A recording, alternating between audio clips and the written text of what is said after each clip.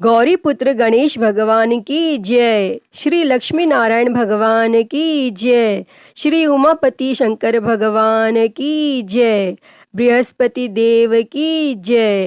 प्रिय भक्तजनों, आज हम इस वीडियो में बृहस्पतिवार की व्रत कथा सुनेंगे। बृहस्पतिवार व्रत को करने से मन की इच्छाएं पूरी होती हैं और बृहस्पति महाराज प्रसन्न होते हैं तथा धन, पुत्र, विद्या और मनवांछित फलों की प्राप्ति होती है।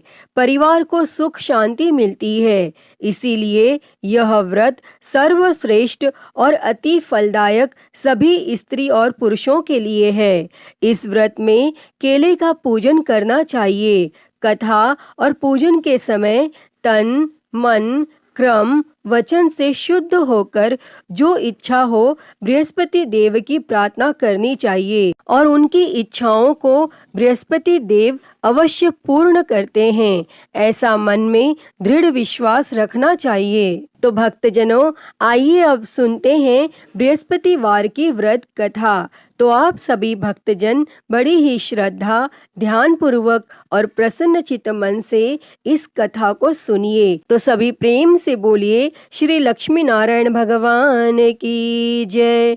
बृहस्पति देव की जय। सर्व देवी देवता की जय। भारतवर्ष में एक राजा राज्य करता था। वह बड़ा प्रतापी और दानी था। वह नित्य गरीबों और ब्राह्मणों की सहायता करता था, लेकिन यह बात उसकी रानी को अच्छी नहीं लगती थी। वह ना ही गरीबों को दान देती और ना ही भगवान का पूजन करती थी और राजा को भी दान देने से मना किया करती थी। एक दिन राजा शिकार खेलने वन को गए हुए थे तो रानी महल में अकेली थी। उसी समय बृहस्पति देव साधु वेश में राजा के महल में भिक्षा के लिए गए और भिक्षा मांगी। तब रानी ने भिक्षा देने से इनकार किया और कहा, हे साधु महाराज, मैं तो दान पुण्य से तंग आ गई हूँ। मेरा पति सारा धन लुटाता रहता है। मेरी इच्छा है कि हमारा धन नष्ट हो जाए, फिर न रहेगा बांस, न बजेगी बांसुरी। तब साधु ने कहा, देवी, तुम तो बड़ी अजीब हो। धन, संतान तो सभी चाहते हैं, पुत्र और लक्ष्मी तो पापी के घर भी होनी चाहिए। यदि तुम्हारे पास अधिक धन है तो भूखों को भोजन दो, प्यासों के लिए प्याऊ बनवाओ, मुसाफिरों के लिए धर्मशालाएं खुलवाओ और निर्धन अपनी कुंवारी कन्याओं का विवाह नहीं कर सकते, उनका विवाह करा दो। ऐसे कई और काम हैं जिनको करने से तुम्हारा यश लोक परलोक में फैलेगा। परंतु रानी पर उपदेश का कोई प्रभाव न पड़ा। वह बोली, महाराज, आप मुझे कुछ न समझाएं। मैं ऐसा धन नहीं चाहती जो हर जगह बांटती फिरूं। तब साधु ने उत्तर दिया, यदि तुम्हारी ऐसी इच्छा है तो तथास्तु। तुम ऐसा करना कि बृहस्पतिवार को घर लीप कर पीली मिट्टी से अपना सिर धोकर स्नान करना, भट्टी चढ़ाकर कपड़े धोना। ऐसा करने से आपका सारा धन नष्ट हो जाएगा। और इतना कहकर वह साधु महाराज वहां से आलोप हो गए। तब साधु के अनुसार कही बातों को पूरा करते हुए रानी को केवल 3 बृहस्पतिवार ही बीते थे कि उसकी समस्त धन संपत्ति नष्ट हो गई और भोजन के लिए राजा का परिवार तरसने लगा। तब एक दिन राजा ने रानी से बोला कि हे रानी, तुम यहीं रहो, मैं दूसरे देश को जाता हूँ, क्योंकि यहाँ पर सभी लोग मुझे जानते हैं, इसीलिए मैं कोई छोटा कार्य नहीं कर सकता। तब ऐसा कहकर राजा परदेश चला गया और वहां वह जंगल से लकड़ी काटकर लाता और शहर में बेचता और इस तरह वह अपना जीवन व्यतीत करने लगा। इधर राजा के परदेश जाते ही रानी और दासी दुखी रहने लगे। एक बार जब रानी और दासी को 7 दिन तक बिना भोजन के रहना पड़ा तो रानी ने अपनी दासी से कहा, हे दासी, पास ही के नगर में मेरी बहन रहती है, वह बड़ी धनवान है, तू उसके पास जा और कुछ ले आ ताकि थोड़ी बहुत गुजर बसर हो जाए। तब दासी रानी की बहन के पास गई और उस दिन गुरुवार था और रानी की बहन उस समय बृहस्पतिवार व्रत की कथा सुन रही थी। तब दासी ने रानी की बहन को अपनी रानी का संदेश दिया, लेकिन रानी की बड़ी बहन ने कोई उत्तर नहीं दिया। और जब दासी को रानी की बहन से कोई उत्तर नहीं मिला तो वह बहुत दुखी हुई और उसे क्रोध भी आया और दासी ने वापस आकर रानी को सारी बात बता दी। तब सुनकर रानी ने अपने भाग्य को कोसा और उधर रानी की बहन ने सोचा कि मेरी बहन की दासी आई थी, परंतु मैं उससे नहीं बोली और इससे वह बहुत दुखी हुई होगी। और वह कथा सुनकर और पूजन समाप्त करके अपनी बहन के घर आई और कहने लगी, मैं बृहस्पतिवार का व्रत कर रही थी, तुम्हारी दासी मेरे घर आई थी, परंतु जब तक कथा होती है तब तक न तो उठते हैं और न ही बोलते हैं, इसीलिए मैं नहीं बोली। कहो दासी क्यों गई थी? तब रानी बोली, बहन तुमसे क्या छिपाऊं, हमारे घर में खाने तक को अनाज नहीं था। और ऐसा कहते कहते रानी की आंखें भर आई। उसने दासी समेत पिछले 7 दिनों में भूखे रहने तक की बात अपनी बहन को विस्तार पूर्वक सुना दी। तब रानी की बहन बोली, देखो बहन, भगवान बृहस्पति देव सबकी मनोकामना को पूर्ण करते हैं। देखो शायद तुम्हारे घर में अनाज रखा हो। पहले तो रानी को विश्वास नहीं हुआ, पर बहन के आग्रह करने पर उसने अपनी दासी को अंदर भेजा तो उसे सचमुच अनाज से भरा एक घड़ा मिल गया और यह देखकर दासी को बड़ी हैरानी हुई। तब दासी रानी से कहने लगी, हे रानी, जब हमको भोजन नहीं मिलता तो हम व्रत ही तो करते हैं, इसीलिए क्यों न इनसे व्रत और कथा की विधि पूछ ली जाए ताकि हम भी व्रत कर सकें। और तब रानी ने अपनी बहन से बृहस्पतिवार व्रत के बारे में पूछा। तब उसकी बहन ने बताया, बृहस्पतिवार के व्रत में चने की दाल और मुनक्का से विष्णु भगवान का केले की जड़ में पूजन करें तथा दीपक जलाएं, व्रत कथा सुनें और पीला भोजन ही करें, इससे बृहस्पति देव प्रसन्न होते हैं। व्रत और पूजन विधि बताकर रानी की बहन अपने घर को लौट गई और 7 दिन के बाद जब गुरुवार आया तो रानी और दासी ने व्रत रखा। गुड़साल में जाकर चना और गुड़ लेकर आई, फिर उससे केले की जड़ तथा विष्णु भगवान का पूजन किया। और अब पीला भोजन कहाँ से आए, इस बात को लेकर दोनों बहुत दुखी थी। चूंकि उन्होंने व्रत रखा था, इसीलिए बृहस्पति देव उनसे प्रसन्न थे। इसीलिए वे एक साधारण व्यक्ति का रूप धारण कर 2 थालों में सुंदर पीला भोजन दासी को दे गए। और तब भोजन पाकर दासी प्रसन्न हुई और फिर रानी के साथ मिलकर भोजन ग्रहण किया और उसके बाद वे सभी गुरुवार को व्रत और पूजन करने लगी। बृहस्पति भगवान की कृपा से उनके पास फिर से धन संपत्ति आ गई, परंतु रानी फिर से पहले की तरह आलस्य करने लगी। तब दासी बोली, देखो रानी, तुम पहले भी इस प्रकार आलस्य करती थी, तुम्हें धन रखने में कष्ट होता था और इस कारण सब धन नष्ट हो गया।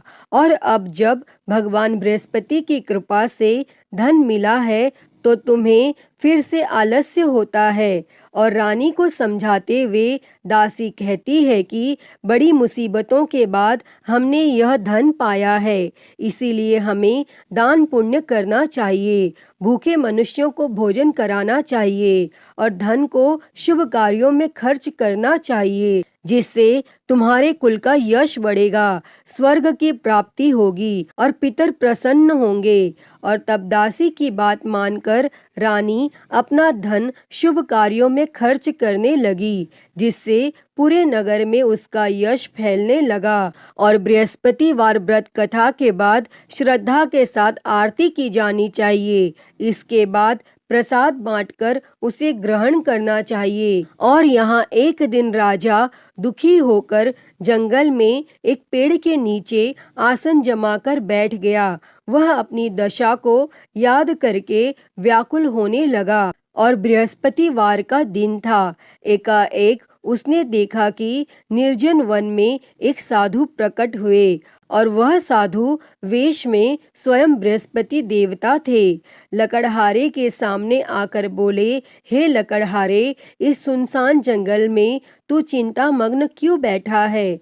तब लकड़हारे ने दोनों हाथ जोड़कर प्रणाम किया और उत्तर दिया, हे महात्मा जी, आप सब कुछ जानते हैं, मैं क्या कहूँ? यह कहकर रोने लगा और साधु को अपनी आत्मकथा सुनाई। तब महात्मा जी ने कहा, तुम्हारी स्त्री ने बृहस्पतिवार के दिन बृहस्पति भगवान का निरादर किया है, जिसके कारण रुष्ट होकर उन्होंने तुम्हारी यह दशा कर दी। अब तुम चिंता को दूर करके मेरे कहने पर चलो तो तुम्हारे सब कष्ट दूर हो जाएंगे और भगवान पहले से भी अधिक संपत्ति देंगे। तुम बृहस्पति के दिन कथा किया करो। 2 पैसे के चने मुनक्का लाकर उसका प्रसाद बनाओ और शुद्ध जल से लोटे में शक्कर मिलाकर अमृत तैयार करो। कथा के पश्चात अपने सारे परिवार और सुनने वाले प्रेमियों में अमृत व प्रसाद बांटकर आप भी ग्रहण करो। ऐसा करने से भगवान तुम्हारी सब मनोकामनाएं पूरी करेंगे। तब साधु के ऐसे वचन सुनकर लकड़हारा बोला, हे प्रभु, मुझे लकड़ी बेचकर इतना पैसा नहीं मिलता जिससे भोजन के उपरांत कुछ बचा सकूं। मैंने रात्रि में अपनी स्त्री को व्याकुल देखा है। मेरे पास कुछ भी नहीं जिससे मैं उसकी खबर मंगा सकूं। तब साधु ने कहा, हे लकड़हारे, तुम किसी बात की चिंता मत करो। बृहस्पति के दिन तुम रोजाना की तरह लकड़ियां लेकर शहर को जाओ। तुमको रोज से दुगना धन प्राप्त होगा, जिससे तुम भली भांति भोजन कर लोगे तथा बृहस्पति देव की पूजा का सामान भी आ जाएगा। और इतना कहकर साधु अंतर ध्यान हो गए और धीरे धीरे समय व्यतीत होने पर फिर वही बृहस्पतिवार का दिन आया और लकड़हारा जंगल से लकड़ी काटकर किसी शहर में बेचने गया। उसे उस दिन और दिन से अधिक पैसा मिला। तब राजा ने चना गुड़ आदि लाकर गुरुवार का व्रत किया और उस दिन से उसके सभी क्लेश दूर हो गए। परंतु जब दोबारा गुरुवार का दिन आया तो बृहस्पतिवार का व्रत करना वह भूल गया। इस कारण बृहस्पति भगवान नाराज हो गए और उस दिन उस नगर के राजा ने विशाल यज्ञ का आयोजन किया तथा शहर में यह घोषणा करा दी कि कोई भी मनुष्य अपने घर में भोजन न बनावे और न आग जलावे। समस्त जनता मेरे यहाँ भोजन करने आवे और इस आज्ञा को जो न मानेगा उसे फांसी की सजा दी जाएगी। और इस तरह की घोषणा संपूर्ण नगर में करवा दी गई। तब राजा की आज्ञा अनुसार शहर के सभी लोग भोजन करने गए, लेकिन लकड़हारा कुछ देर से पहुंचा, इसीलिए राजा उसको अपने साथ घर लिवा ले गए और ले जाकर भोजन करा रहे थे तो रानी की दृष्टि उस खूंटी पर पड़ी जिस पर उसका हार लटका हुआ था। वह वहां पर दिखाई नहीं दिया। तब रानी ने निश्चय किया कि मेरा हार इस मनुष्य ने चुरा लिया है और उसी समय सिपाहियों को बुलाकर उसको कारागार में डलवा दिया। और जब लकड़हारा कारागार में पड़ गया और वह बहुत दुखी होकर विचार करने लगा कि न जाने कौन से पूर्व जन्म के कर्म से मुझे यह दुख प्राप्त हुआ है, और वह उसी साधु को याद करने लगा जो कि जंगल में मिले थे। तब उसी समय तत्काल बृहस्पति देव साधु के रूप में प्रकट हुए और उसकी दशा को देखकर कहने लगे, अरे मूर्ख, तूने बृहस्पति देव की कथा नहीं करी, इस कारण तुझे दुख प्राप्त हुआ है। अब चिंता मत कर, बृहस्पतिवार के दिन कारागार के दरवाजे पर 4 पैसे पड़े मिलेंगे, उनसे तू बृहस्पति देव की पूजा करना और तेरे सभी कष्ट दूर हो जाएंगे। तब बृहस्पतिवार के दिन उसे 4 पैसे मिले। लकड़हारे ने कथा कही और उसी रात्रि को बृहस्पति देव ने उस नगर के राजा को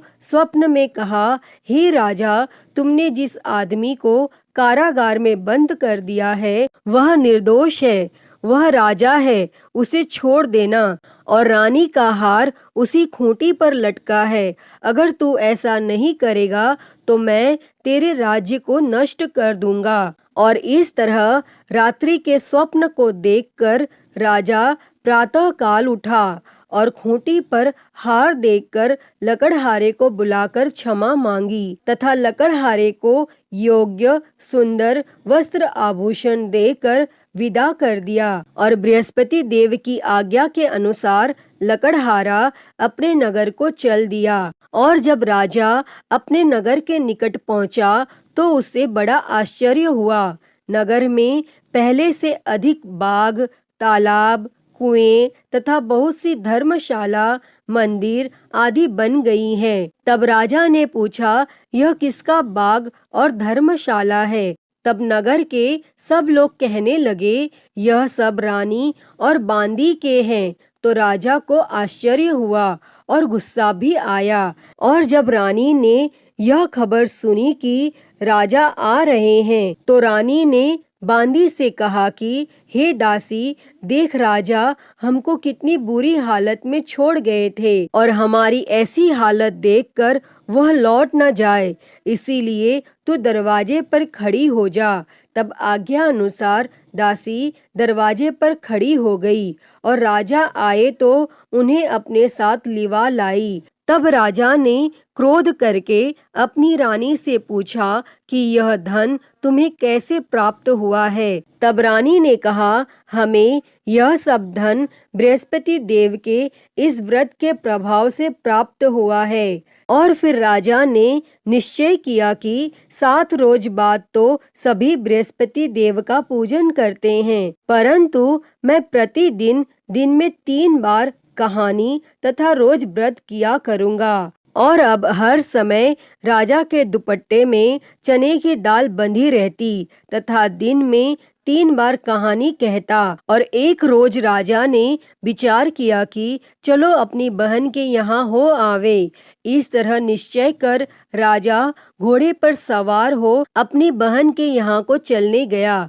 मार्ग में उसने देखा कि कुछ आदमी एक मुर्दे को लिए जा रहे हैं। उन्हें रोककर राजा ने कहा, अरे भाइयों, मेरी बृहस्पति देव की कथा सुन लो। और वे बोले, लो, हमारा तो आदमी मर गया है, इसको अपनी कथा की पड़ी है। परंतु कुछ आदमी बोले, अच्छा कहो, हम तुम्हारी कथा भी सुनेंगे। तब राजा ने दाल निकाली और जब कथा आधी हुई थी कि मुर्दा हिलने लग गया। और जब कथा समाप्त हो गई तो राम राम करके मनुष्य उठकर खड़ा हो गया। और आगे मार्ग में उसे एक किसान खेत में हल चलाता मिला। तब राजा ने उसे देखकर उससे बोले, अरे भैया, तुम मेरी बृहस्पतिवार की कथा सुन लो। तब किसान बोला, जब तक मैं तेरी कथा सुनूंगा तब तक 4 हरिया जोत लूंगा। जा अपनी कथा किसी और को सुना। इस तरह राजा आगे चलने लगा और राजा के हटते ही बैल पछाड़ खाकर गिर गया तथा किसान के पेट में बड़ी जोर का दर्द होने लगा। और उस समय उसकी माँ रोटी लेकर आई। उसने जब यह देखा तो अपने पुत्र से सब हाल पूछा। तब बेटे ने सभी हाल कह दिया। तो बुढ़िया दौड़ी दौड़ी उस घुड़सवार के पास गई और उससे बोली कि मैं तेरी कथा सुनूंगी, तू अपनी कथा मेरे खेत पर चलकर ही कहना।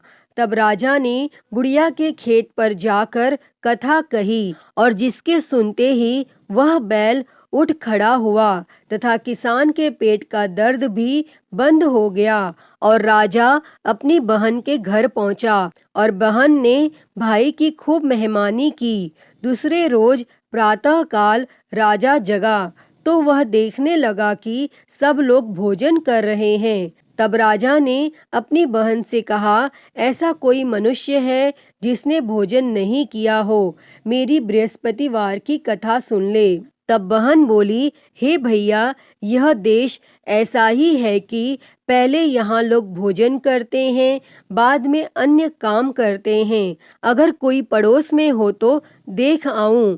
और वह ऐसा कहकर देखने चली गई, परंतु उसे कोई ऐसा व्यक्ति नहीं मिला जिसने भोजन न किया हो। अतः वह एक कुम्हार के घर गई जिसका लड़का बीमार था। उसे मालूम हुआ कि उनके यहाँ 3 रोज से किसी ने भोजन नहीं किया है। तब रानी ने अपने भाई की कथा सुनने के लिए कुम्हार से कहा और वह तैयार हो गया। तब राजा ने जाकर बृहस्पतिवार की कथा कही, जिसको सुनकर उसका लड़का ठीक हो गया और अब तो राजा की प्रशंसा होने लगी। फिर एक रोज राजा ने अपनी बहन से कहा कि हे बहन, हम अपने घर को जाएंगे, तुम भी तैयार हो जाओ। राजा की बहन ने अपनी सास से कहा। सास ने कहा, हाँ चली जा, परंतु अपने लड़कों को मत ले जाना, क्योंकि तेरे भाई की कोई औलाद नहीं है। और बहन ने अपने भैया से कहा, हे भैया, मैं तो चलूंगी, पर कोई बालक नहीं जाएगा। तब राजा बोला, जब कोई बालक नहीं चलेगा तब तुम भी क्या करोगी? और बड़े दुखी मन से राजा अपने नगर को लौट आया। और राजा ने अपनी रानी से कहा, हम निर्वंशी है, हमारा मुंह देखने का धर्म नहीं है, और फिर कुछ भोजन आदि भी नहीं किया। तब रानी बोली, हे प्रभु, बृहस्पति देव ने हमें सब कुछ दिया है, वह हमें औलाद अवश्य देंगे। और उसी रात को बृहस्पति देव ने राजा से स्वप्न में कहा, हे राजा, उठ, सभी सोच त्याग दे, तेरी रानी गर्भ से है। तब राजा को यह बात सुनकर बड़ी खुशी हुई और 9वें महीने में उसके गर्भ से एक सुंदर पुत्र पैदा हुआ। तब राजा बोला, हे रानी, स्त्री बिना भोजन के रह सकती है, पर बिना कहे नहीं रह सकती। जब मेरी बहन आवे तुम उससे कुछ कहना मत। तब रानी ने यह सुनकर हाँ कर दिया। और जब राजा की बहन ने यह शुभ समाचार सुना तो वह बहुत खुश हुई और बधाई लेकर अपने भाई के यहाँ आई। तभी रानी ने कहा, घोड़ा चढ़कर तो नहीं आई, गधा चढ़ी आई। तब राजा की बहन बोली, भाभी, मैं इस प्रकार न कहती तो तुम्हें औलाद कैसे मिलती। प्रिय भक्तजनों, बृहस्पति देव ऐसे ही हैं, जैसी जिसके मन में कामनाएं हैं सभी को पूर्ण करते हैं। जो सद्भावना पूर्वक बृहस्पतिवार का व्रत करता है एवं कथा पढ़ता है अथवा सुनता है, दूसरों को सुनाता है, बृहस्पति देव उसकी सभी मनोकामना पूर्ण करते हैं। जैसी सच्ची भावना से रानी और राजा ने उनकी कथा का गुणगान किया तो उनकी सभी इच्छाएं बृहस्पति देव जी ने पूर्ण की थीं। अतः हे बृहस्पति देव जी, जैसी कृपा आपने राजा और रानी पर की, वैसी ही कृपा इस कथा को कहते, सुनते और हुंकारा भरते सभी पर करना। तो सभी प्रेम से बोलिए, बृहस्पति देव की जय, श्री लक्ष्मी नारायण भगवान की जय। तो आइए बृहस्पतिवार व्रत की एक और कथा सुनते हैं। तो सभी प्रेम से बोलिए, बृहस्पति देव की जय, भगवान विष्णु की जय। प्राचीन समय में एक ब्राह्मण रहता था। वह बहुत निर्धन था, उसकी कोई संतान नहीं थी। उसकी स्त्री बहुत मलिनता के साथ रहती थी। वह स्नान न करती, किसी देवता का पूजन न करती। इससे ब्राह्मण देवता बड़े दुखी थे। बेचारे बहुत कुछ कहते थे, किंतु उसका कुछ परिणाम न निकला। तब भगवान की कृपा से ब्राह्मण की स्त्री को कन्या रूपी रत्न पैदा हुआ।